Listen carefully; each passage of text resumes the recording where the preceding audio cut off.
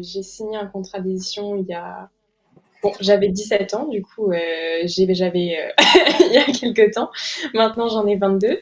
J'ai fait des études de droit et d'affaires internationales. Voilà, ça, c'est un peu mon parcours. Et du coup, j'écrivais depuis très longtemps et j'ai eu envie de publier comme beaucoup d'auteurs. Et du coup, j'ai essayé beaucoup de maisons d'édition.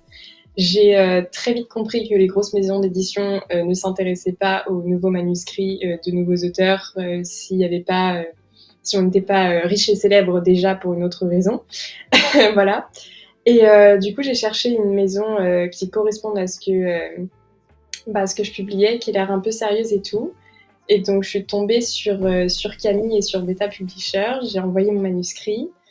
Je me rappelle encore de quand j'ai reçu le premier mail qui me dit t'as passé la première sélection. Voilà. Et j'ai été acceptée. Et du coup, on est allé prendre un chocolat chaud avec mon papa parce que j'étais mineure, donc c'était assez drôle. Et on a signé le contrat d'édition. Voilà. Et Camille, juste pour savoir, c'est la plus jeune à avoir signé dans la maison, alors Isor, à 17 ans, c'est le seul contrat que j'ai signé avec un papa présent. Oui. C'était la plus jeune à avoir signé. Mais c'est pas rien. Et puis dans le chat, parce que je ne sais pas si tu vois le chat, mais on salue aussi.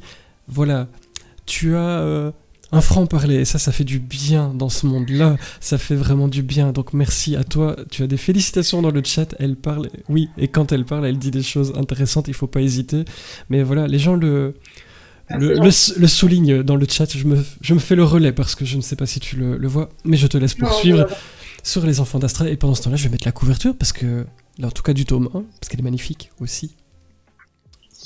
Mais d'accord, du coup, voilà, c'était un peu mon arrivée dans la maison. Après, on a retravaillé les manuscrits ensemble. J'avais beaucoup de retard très régulièrement pour continuer dans la franchise. Mais Camille, qui est très gentille et angélique, m'a gentiment reprise et voilà, et j'ai mis un peu d'ordre et maintenant je suis régulièrement en retard que d'une semaine. Donc voilà. Voilà, mais au moins on est au courant. C'est mieux que rien. Hein. Voilà, c'est ça. Mais bon. Et j'aime beaucoup le travail de correction parce que je trouve qu'il y a une correction vraiment sérieuse dans la maison et je pense qu'on a tous pas mal fait des recherches pour des maisons d'édition, discuté avec d'autres auteurs et tout ça.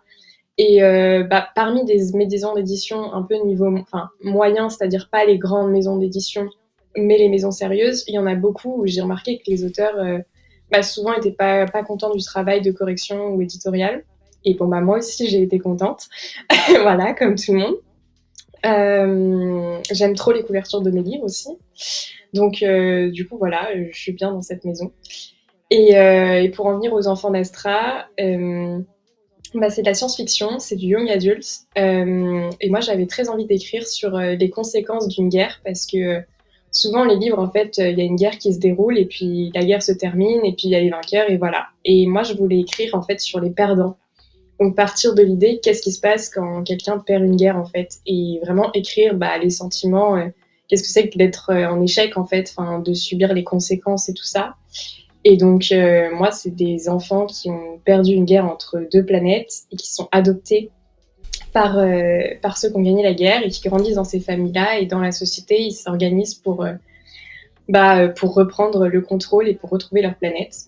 Donc ça semble très science-fiction, voilà. Mais j'ai eu pas mal de retours de gens qui disaient que même si on n'est pas très science-fiction au départ, ça se lit très bien.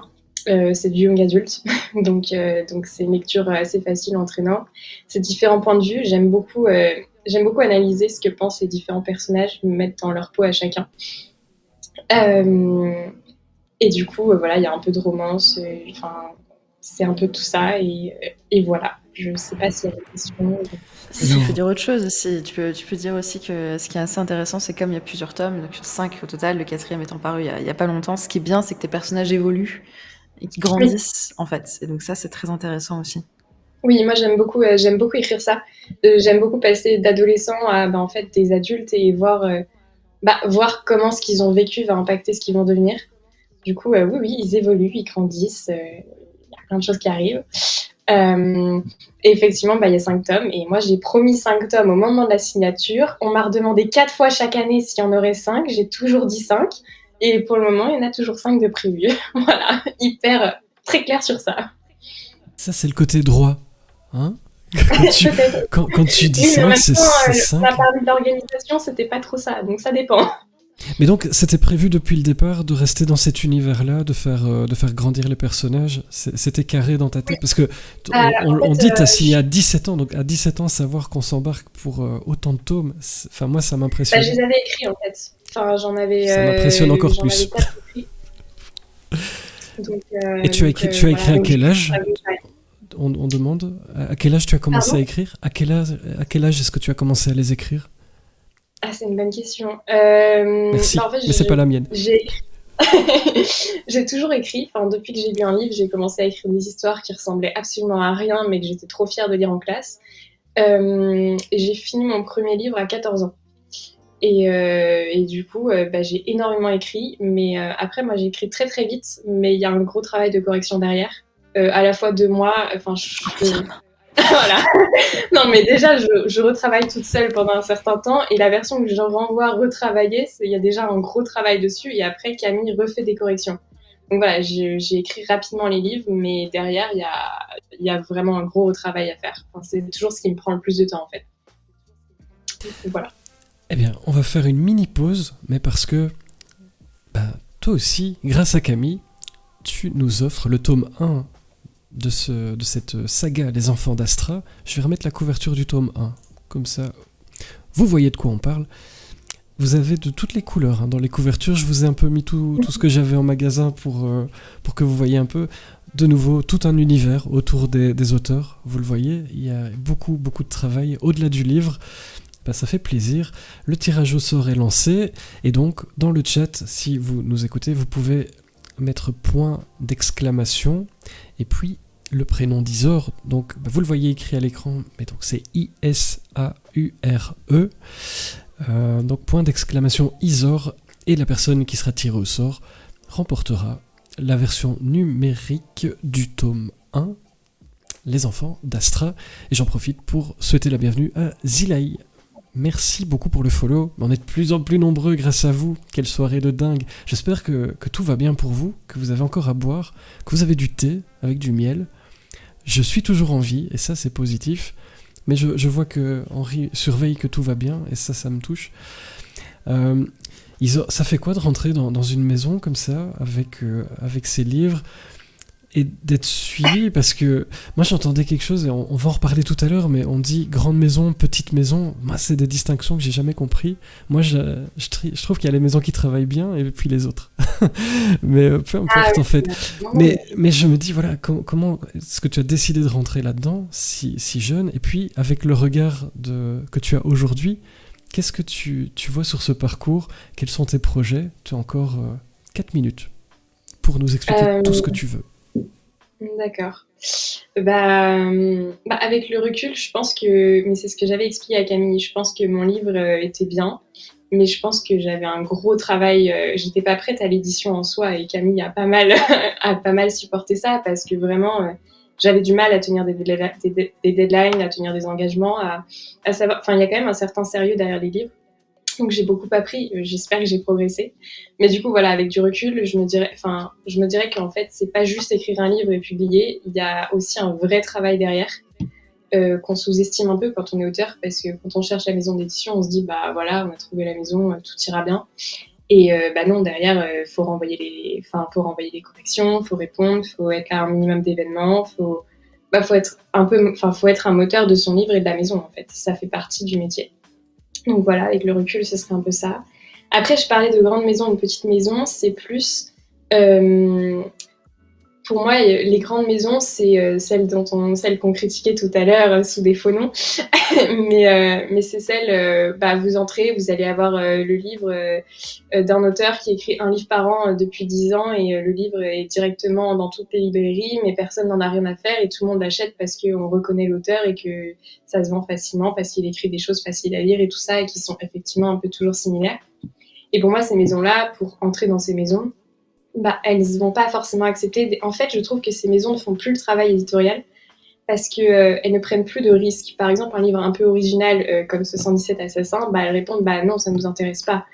Elles savent, alors que pour moi, une maison qui a justement les ressources financières derrière et le réseau éditorial pour publier devrait prendre ce risque parce que c'est ce qui rend le métier d'éditeur sympathique en fait. Sinon, bah, on est juste en train de chercher qu'est-ce qui va se vendre le plus, de la romance, comme certains bouquins qu'on a tous vus passer partout.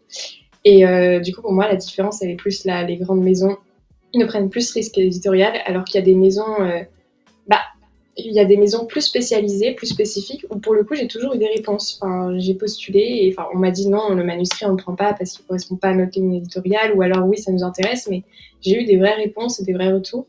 Et pour moi, Beta Publisher entre dans cette catégorie. Il y en a quelques autres aussi très sympas, notamment dans l'imaginaire, en fait, très spécialisés dans la science-fiction, le fantastique, et qui justement s'intéressent vraiment à leurs auteurs, à leurs manuscrits, et qui développent un vrai esprit de maison aussi. Et ça, j'aime beaucoup, parce que rien que le fait qu'on se connaisse entre auteurs, qu'on se voit régulièrement, qu'il y a un bon délire dans la maison, bah, j'aime beaucoup, en fait. Et ça Du se coup, voit, voilà, hein. On dit dans le chat c'est familial. Et puis, Vibration littéraire nous dit il faut aller vers les maisons d'édition indépendantes pour trouver des romans différents. C'est clair. Grâce à tout ce que tu viens de dire et tout ce que vous nous dites, eh bien, on va avoir le plaisir bientôt, mais pas tout de suite, de parler de cette table ronde sur cette maison d'édition incroyable avec laquelle on passe la soirée. Merci encore pour tout ça. On va mettre fin dans 2 secondes, bah oui, au tirage au sort pour savoir qui remporte le tome 1 de cette saga Les Enfants d'Astra. On va voir, Kiko va nous arrêter tout ça. Et ça me fait plaisir, c'est Lotus 7872 alias Lotus 7872 qui remporte ce livre. Félicitations, bravo beaucoup. Ça me fait plaisir pour toi. Et dernière question pendant qu'on félicite et puis qu'on chuchote, puisque Kiko Lotus va t'envoyer un petit message sur Twitch en chuchotement. Oui, sur Twitch, les messages privés sont des chuchotements. C'est beau, c'est poétique.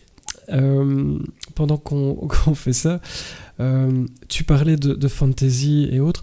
Malgré tout, c'est quand même tout public aussi. Un peu comme avec David pour l'intelligence artificielle, c'est très très accessible. Je pense que c'est important parce que beaucoup de gens nous le demandent via Messenger, En fait, ce qui n'est pas du tout pratique, les amis. Arrêtez de m'envoyer des messages sur Messenger. Mais c'est plus, en fait, on suit davantage des personnages et leurs problèmes ou leur, ou leur réussite, peu importe. Mais je m'attarde plus sur les personnages que sur l'univers en soi. Donc c'est plus, on suit juste des personnages qui s'attachent à d'autres, une romance, ou alors quelqu'un c'est plus, j'aime suivre en fait. C'est ce que disait Camille tout à l'heure, voir mes personnages grandir. Donc c'est ça qui m'intéresse vraiment. L'univers est qu'un moyen de le faire. Donc ça reste, oui, super accessible.